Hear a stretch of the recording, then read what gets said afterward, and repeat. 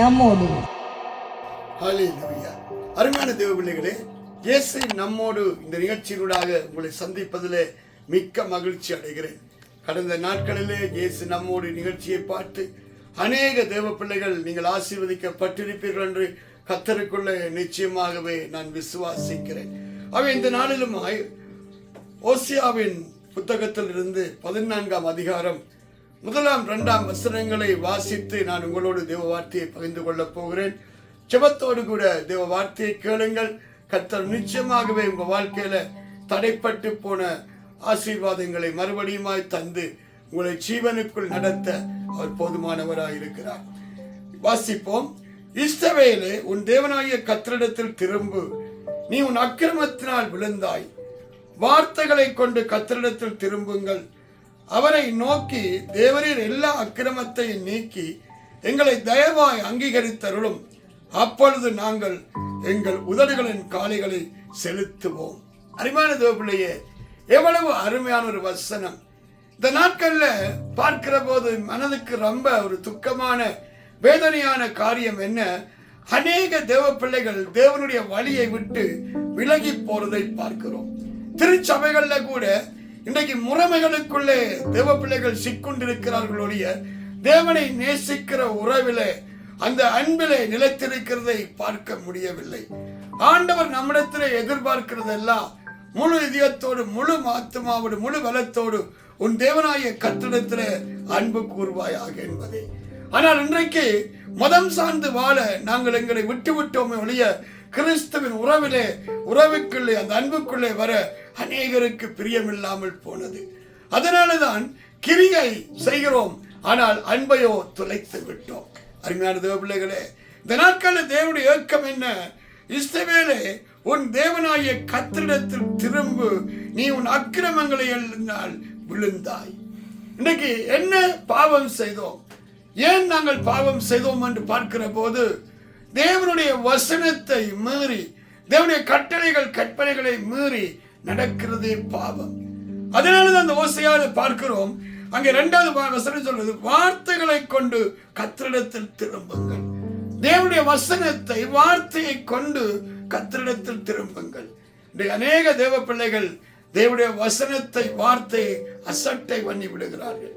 மனமும் மாமிசம் விரும்புவதை நடப்பித்து, இதைத்தான் எங்கள் தேவனாகிய கர்த்தர் எங்களிடத்தில் எதிர்பார்க்கிறார் என்று நினைக்கிறார்கள். அருமையான தேவ பிள்ளையே, வசனத்தின்படி செய்கிறவனே கண்மலையின் மேல் தன் வீட்டை கட்டுகிற புத்தி உள்ள மனுஷனுக்கு ஒப்பாயிருக்கிறான்.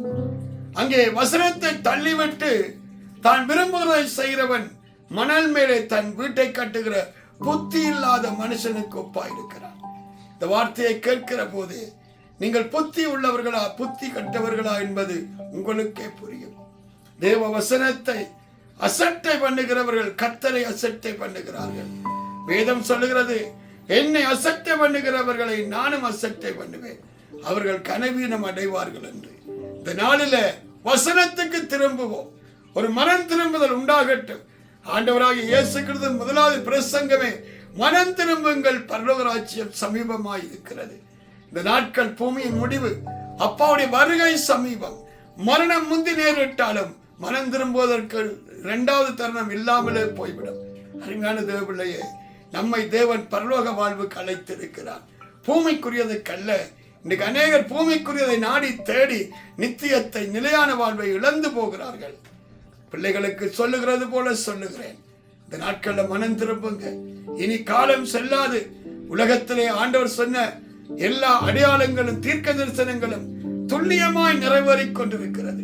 இந்த நாட்கள்ல உங்கள் ஆத்மா அழிந்து நித்திய நரகத்திலே போகாதபடி தேவனோடு பரிசுத்தமாய், உண்மையாய், உத்தமமாய் வாழ்ந்து இன்ன நிலையிலிருந்து விழுந்தோம் என்பதை உணர்ந்து மனம் திரும்பி வசனத்திலே நிலை நிற்பீர்களானால் அப்பாவுடைய மீட்பிலே நீங்கள் காணப்படுவீர்கள். அல்லாவிட்டால் அன்போ பரிதாபம், பிசாசுக்கும் அவன் கூட்டத்துக்கும் உண்டாக்கப்பட்ட இடத்திலே தள்ளுண்டு போய்விடுவீர்கள். அதற்காக கிறிஸ்துவை பின்பற்றினீர்கள்? அதற்காக திருச்சபைகளுக்கு ஓடி வந்தீர்கள்? அதற்காக இயேசு இயேசு என்று வாயில உச்சரித்தீர்கள்? இல்லவே இல்லையே. நாங்கள் நிலையான நித்தியமான மகிமையிலே போக வேண்டும். வாழ்க்கையை சீர்படுத்துங்க. அவனவன் கிரியைக்கு தக்க பலன் என்னோடு கூட வருகிறது என்று இயேசு சொல்லி இருக்கிறார்.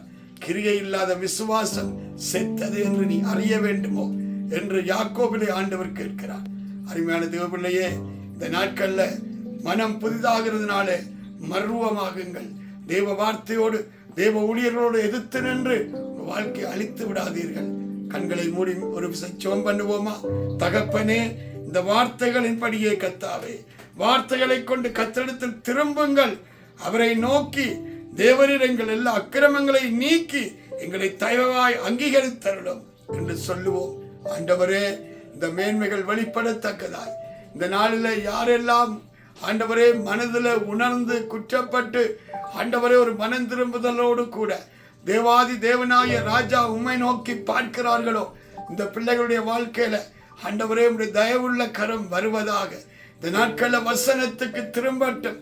செத்த கிரிகைகளை விட்டு ஜீவனுள்ள தேவனை நோக்கி பார்க்கிற வாழ்வின் மேன்மைகள் வரட்டும். இவ்வளவுதான் வசனத்தை கேட்டாலும் உணர்வில்லாத இருக்கிற ஜனங்களுக்காய் மன்றாடி செபிக்கிறேன். இந்த நாட்கள்ல நல்ல உணர்வை கொடுங்கப்பா.